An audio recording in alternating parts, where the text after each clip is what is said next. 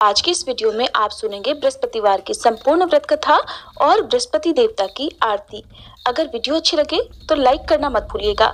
हमारे चैनल पर आजकल पद्म पुराण की कथाएं भी सुनाई जा रही हैं, आप जरूर सुनिएगा। श्री बृहस्पतिवार व्रत कथा। भारतवर्ष में एक प्रतापी और दानी राजा राज्य करता था। वह नित्य गरीबों और ब्राह्मणों की सहायता करता था। ये बात उसकी रानी को अच्छी नहीं लगती थी। वो न ही गरीबों को दान देती और न ही भगवान का पूजन करती थी और राजा को भी दान देने से मना किया करती थी। एक दिन राजा शिकार खेलने वन को गए हुए थे तो रानी महल में अकेली थी। उसी समय बृहस्पति देव साधु वेश में राजा के महल में भिक्षा के लिए गए और भिक्षा मांगी। रानी ने भिक्षा देने से इनकार कर दिया और कहा, हे साधु महाराज, मैं तो इस दान पुण्य से तंग आ गई हूँ। मेरा पति सारा धन लुटाते रहते हैं। मेरी इच्छा है कि हमारा धन नष्ट हो जाए, फिर ना रहेगा बांस, ना बजेगी बांसुरी। साधु ने कहा, देवी तुम तो बड़ी विचित्र हो। धन संतान तो सभी चाहते हैं, पुत्र और लक्ष्मी तो पापी के घर भी होनी चाहिए। यदि तुम्हारे पास अधिक धन है तो भूखों को भोजन दो, प्यासों के लिए प्याऊ बनवाओ, मुसाफिरों के लिए धर्मशालाएं खुलवाओ। जो निर्धन अपनी कुंवारी कन्याओं का विवाह नहीं कर सकते उनका विवाह करा दो। ऐसे और कई काम हैं जिनके करने से तुम्हारा यश लोक परलोक में फैलेगा। परंतु रानी पर उपदेश का कोई प्रभाव न पड़ा। कहने लगी, महाराज आप मुझे कुछ मत समझाइए। मैं ऐसा धन नहीं चाहती जो हर जगह बांटती फिरूं। साधु ने उत्तर दिया कि यदि तुम्हारी ऐसी इच्छा है तो तथास्तु। तुम ऐसा करना कि बृहस्पतिवार को घर लीपकर पीली मिट्टी से अपना सिर धोकर स्नान करना, भट्टी चढ़ाकर कपड़े धोना। ऐसा करने से आपका सारा धन नष्ट हो जाएगा। इतना कहकर वह साधु महाराज वहां से आलोप हो गए। साधु के कहे अनुसार बातों को पूरा करते करते रानी को केवल 3 बृहस्पतिवार ही बीते थे कि उसकी समस्त धन संपत्ति नष्ट हो गई। अब भोजन के लिए राजा का परिवार तरसने लगा। तब एक दिन राजा ने रानी से कहा, हे रानी, तुम यही रहो, मैं दूसरे देश को जाता हूँ, क्योंकि यहाँ पर सभी लोग मुझे जानते हैं, इसलिए मैं कोई छोटा काम नहीं कर सकता। ऐसा कहकर राजा परदेश चला गया। वहां वह जंगल से लकड़ी काट कर लाता और शहर में बेचता। इस तरह से वह अपना जीवन व्यतीत करने लगा। इधर राजा के परदेश जाते ही रानी और दासी दुखी रहने लगी। एक बार जब रानी और दासी को 7 दिन तक बिना भोजन के रहना पड़ा तो रानी ने अपनी दासी से कहा, हे दासी, पास ही के नगर में मेरी बहन रहती है, वह बड़ी धनवान है, तू उसके पास जा और कुछ ले आ ताकि थोड़ी बहुत गुजर बसर हो जाए। दासी रानी की बहन के पास गई। उस दिन गुरुवार था और रानी की बहन उस समय बृहस्पतिवार व्रत की कथा सुन रही थी। दासी ने रानी की बहन को अपनी रानी का संदेश दिया, लेकिन रानी की बहन ने कोई उत्तर नहीं दिया। जब दासी को रानी की बहन से कोई उत्तर नहीं मिला तब वह बहुत दुखी हुई। उसे क्रोध भी आया। दासी ने वापस आकर रानी को सारी बात बता दी। सुनकर रानी ने अपने भाग्य को कोसा। उधर रानी की बड़ी बहन ने सोचा कि मेरी बहन की दासी आई थी, परंतु मैं उससे नहीं बोली, इससे वह बहुत दुखी हुई होगी। कथा सुनकर और पूजन समाप्त करके वह अपनी बहन के घर आई और कहने लगी, हे बहन, मैं बृहस्पतिवार का व्रत कर रही थी। तुम्हारी दासी मेरे घर आई थी, परंतु जब तक कथा होती है तब तक न तो उठते हैं और न ही बोलते हैं, इसलिए मैं नहीं बोली। कहो दासी क्यों गई थी? रानी बोली, बहन तुमसे क्या छुपाऊं, हमारे घर में खाने तक को अनाज नहीं था।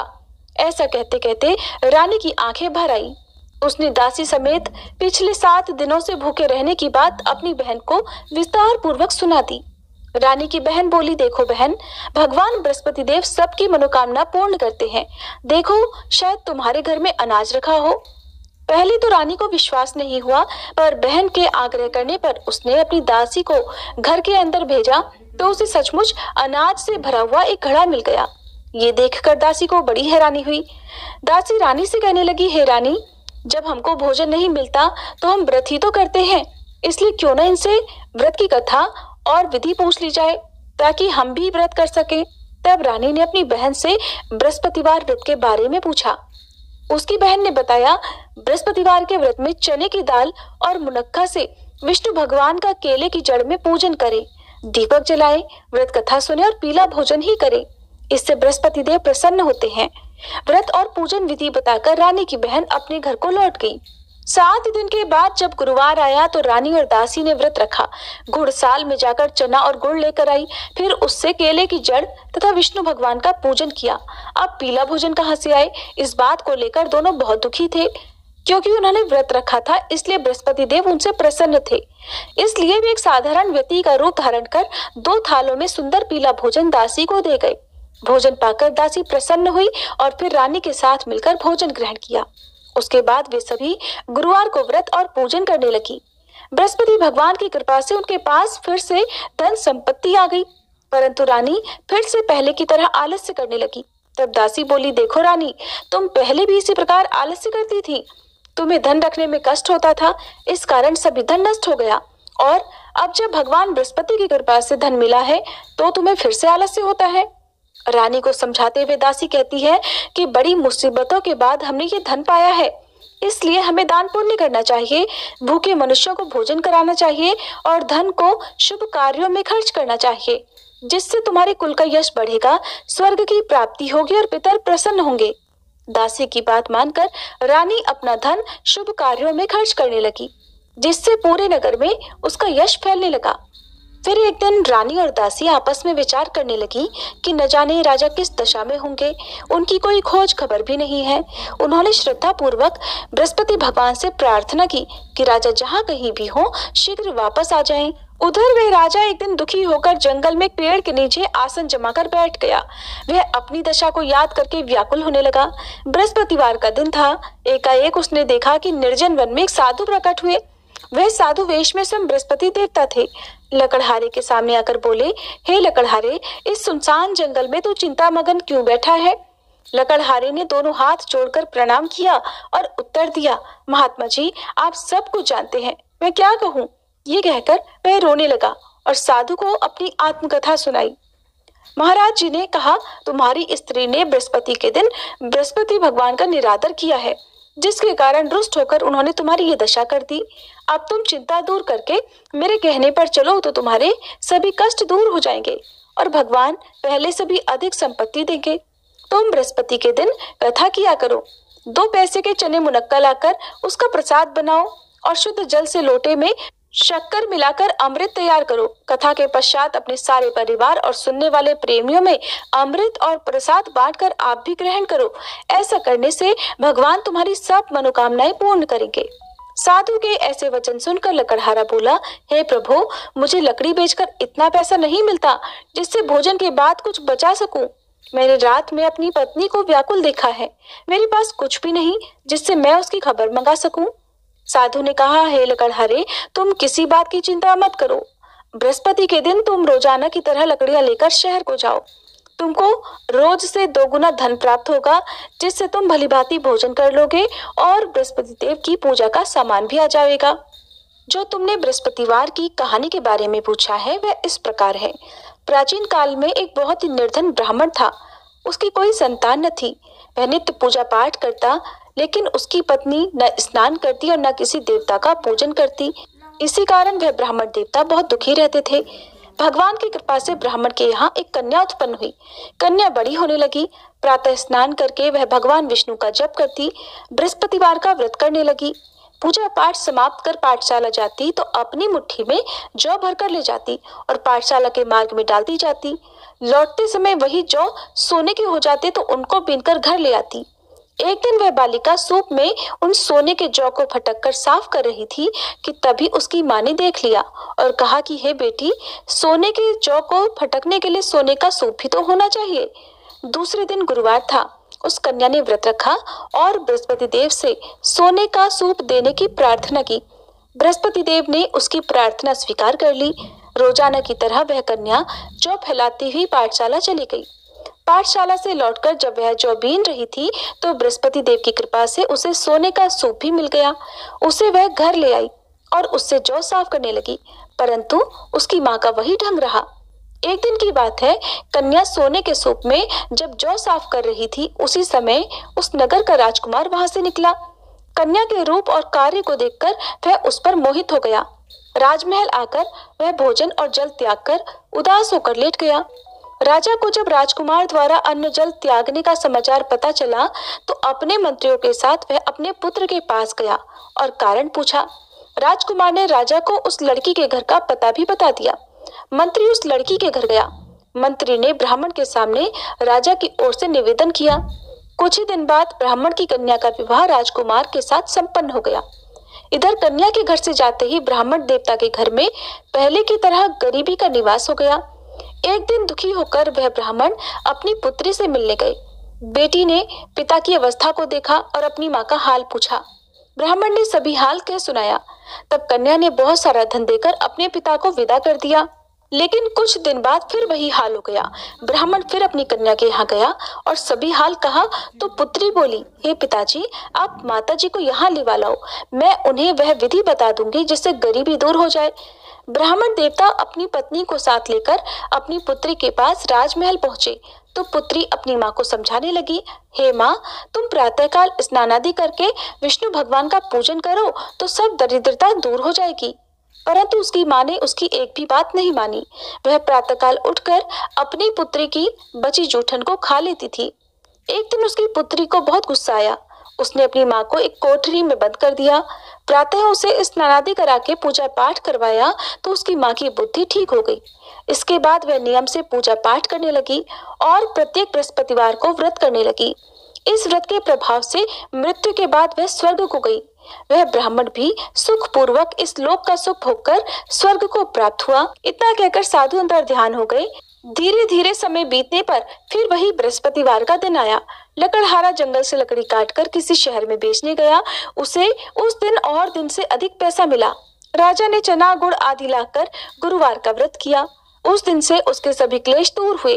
परंतु जब दोबारा गुरुवार का दिन आया तो बृहस्पतिवार का व्रत करना भूल गया। इस कारण बृहस्पति भगवान नाराज हो गए। उस दिन उस नगर के राजा ने विशाल यज्ञ का आयोजन किया था और शहर में ये घोषणा कर दी कि कोई भी मनुष्य अपने घर में भोजन न बनाए न आग जलाए, समस्त जनता मेरे यहाँ भोजन करने आए। इस आज्ञा को जो न मानेगा उसे फांसी की सजा दी जाएगी। इस तरह की घोषणा संपूर्ण नगर में करवा दी गई। राजा की आज्ञा अनुसार शहर के सभी लोग भोजन करने गए, लेकिन लकड़हारा कुछ देर से पहुंचा, इसलिए राजा उसको अपने साथ घर लिवा ले गए और ले जाकर भोजन करा रहे थे तो रानी की दृष्टि उस खूंटी पर पड़ी जिस पर उसका हार लटका हुआ था। वह वहां पर नहीं दिखाई दिया। रानी ने निश्चय किया कि मेरा हार इसी मनुष्य ने चुरा लिया है। उसी समय सिपाहियों को बुलाकर उसको कारागार में डलवा दिया। जब लकड़हारा कारागार में पड़ गया और बहुत दुखी होकर विचार करने लगा कि न जाने कौन से पूर्व जन्म के कर्म से मुझे यह दुख प्राप्त हुआ है, और उसी साधु को याद करने लगा जो कि जंगल में मिला था। उसी समय तत्काल बृहस्पति देव साधु के रूप में प्रकट हुए और उसकी दशा को देखकर कहने लगे, अरे मूर्ख, तूने बृहस्पति देव की कथा नहीं करी, इस कारण तुझे ये दुख प्राप्त हुआ है।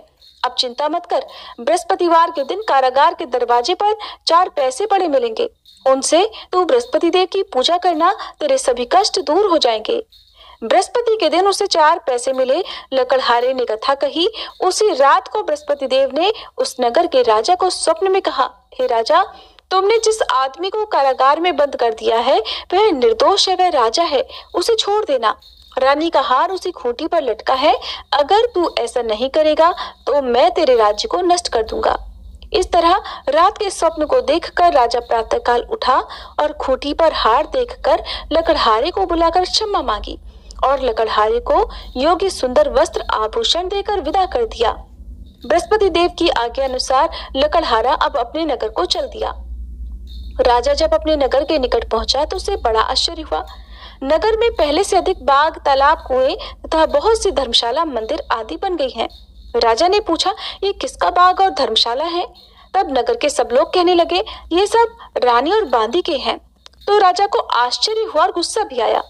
जब रानी ने ये खबर सुनी कि राजा आ रहे हैं तो उन्होंने बांदी से कहा, हे दासी, देख, राजा हमको कितनी बुरी हालत में छोड़ गए थे।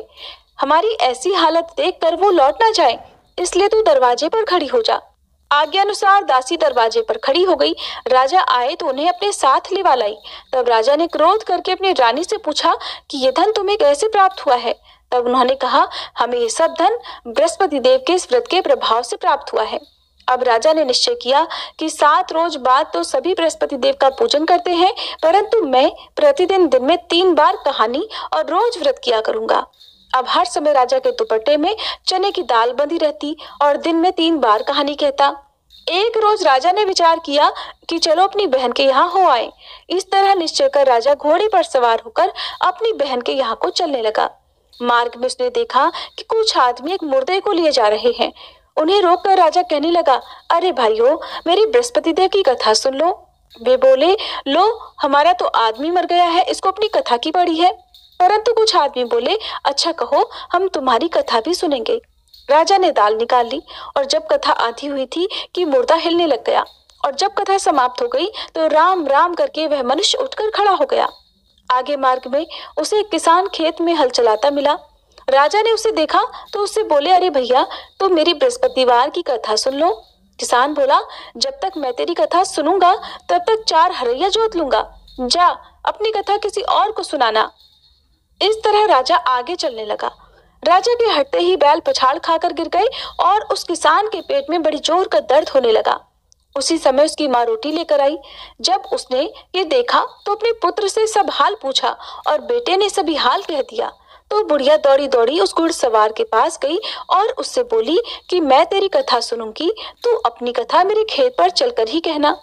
राजा ने बुढ़िया के खेत पर जाकर कथा कही, जिसके सुनते ही बैल उठ खड़े हुए और किसान के पेट का दर्द भी बंद हो गया।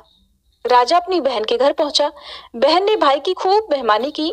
दूसरे रोज प्रातःकाल राजा जगा तो वह देखने लगा कि सब लोग भोजन कर रहे हैं। राजा ने अपनी बहन से कहा, ऐसा कोई मनुष्य है जिसने भोजन ना किया हो, मेरी बृहस्पतिवार की कथा सुन ले। बहन बोली, है भैया, ये देश ऐसा ही है। पहले यहाँ लोग भोजन करते हैं, बाद में अन्य काम करते हैं। अगर कोई पड़ोस में हो तो देखाऊं। वो ऐसा कहकर देखने चली गई, परंतु उसे ऐसा कोई व्यक्ति नहीं मिला जिसने भोजन ना किया हो। अतः वह एक कुम्हार के घर गई जिसका लड़का बीमार था। उसे मालूम हुआ कि उनके यहाँ 3 रोज से किसी ने भोजन नहीं किया है। रानी ने अपने भाई की कथा सुनने के लिए कुम्हार से कहा। वह तैयार हो गया। राजा ने जाकर बृहस्पतिवार की कथा कही, जिसको सुनकर उसका लड़का ठीक हो गया। अब तो राजा की प्रशंसा होने लगी। एक दिन राजा ने अपनी बहन से कहा, हे बहन, अब हम अपने घर को जाएंगे, तुम भी तैयार हो जाओ। राजा की बहन ने अपनी सास से कहा। सास ने कहा, हाँ चली जा, परंतु अपने लड़कों को मत ले जाना, क्योंकि तेरे भाई की कोई संतान नहीं है।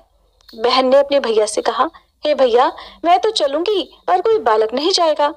राजा बोला, जब कोई बालक नहीं जाएगा तब तुम भी जाकर क्या करोगी। बड़े दुखी मन से राजा अपने नगर को लौट आया। राजा ने अपनी रानी से कहा, हम निर्वंशी राजा हैं, हमारा मुंह देखने का धर्म नहीं है और कुछ भोजन आदि नहीं किया। रानी बोली, हे प्रभु, बृहस्पति देव ने हमें सब कुछ दिया है, वह हमें संतान अवश्य देंगे। उसी रात को बृहस्पति देव ने राजा से स्वप्न में कहा, हे राजा, उठ, सभी सोच त्याग दे, तेरी रानी गर्भ से है। राजा को ये बात सुनकर बड़ी खुशी हुई। 9वें महीने में उसके गर्भ से एक सुंदर पुत्र पैदा हुआ। तब राजा बोला, हे रानी, स्त्री बिना भोजन के रह सकती है, पर बिना कहे नहीं रह सकती। जब मेरी बहन आए तब तुम मुझसे कुछ मत कहना। रानी ने सुनकर हाँ कर दिया। जब राजा की बहन ने ये शुभ समाचार सुना तो वह बहुत खुश हुई और बधाई लेकर अपने भाई के यहाँ आई। तभी रानी ने कहा, घोड़ा चढ़कर तो नहीं आई, गधा चढ़ी आई। राजा की बहन बोली, भाभी, मैं इस प्रकार न कहती तो तुम्हें संतान कैसे मिलती। बृहस्पति देव ऐसे ही हैं, जैसे जिसके मन में कामनाएं हैं सभी को पूर्ण करते हैं। जो सद्भावना पूर्वक बृहस्पतिवार का व्रत करता है और कथा पढ़ता है अथवा सुनता है, दूसरों को सुनाता है, बृहस्पति देव उसकी सभी मनोकामनाएं पूर्ण करते हैं। प्रेम से बोलिए बृहस्पति देवता की जय। आरती। ओम जय बृहस्पति देवा, स्वामी जय बृहस्पति देवा, छिन छिन भोग लगाऊं, कदली फल मेवा। ओम जय बृहस्पति देवा। तुम पूर्ण परमात्मा, तुम अंतर्यामी, स्वामी तुम अंतर्यामी। जगत पिता जगदीश्वर, जगत पिता जगदीश्वर, तुम सबके स्वामी। ओम जय बृहस्पति देवा। चरणामृत निज निर्मल सब पातक हरता, स्वामी सब पातक हरता। सकल मनोरथ दायक, सकल मनोरथ दायक, कृपा करो भरता। ओम जय बृहस्पति देवा। तन मन धन अर्पण कर जो जन शरण पड़े, स्वामी जो जन शरण पड़े। प्रभु प्रकट तब हो कर, प्रभु प्रकट तब हो कर, आकर द्वार खड़े। ओम जय बृहस्पति देवा। दीन दयाल दयानिधि भक्तन हितकारी, स्वामी भक्तन हितकारी। पाप दोष सब हरता, पाप दोष सब हरता, भव बंधन हारी। ओम जय बृहस्पति देवा। सकल मनोरथ दायक सब संशय तारो, स्वामी सब संशय तारो। विषय विकार मिटाओ, विषय विकार मिटाओ, संतन सुखकारी। ओम जय बृहस्पति देवा। जो कोई आरती तेरी प्रेम सहित गावे, स्वामी प्रेम सहित गावे। ज्येष्ठानंद बंद सो सो निश्चय पावे। ओम जय बृहस्पति देवा। ओम जय बृहस्पति देवा, स्वामी जय बृहस्पति देवा। छिन छिन भोग लगाऊं कदली फल मेवा। ओम जय बृहस्पति देवा। ओम बृहस्पताय नमः।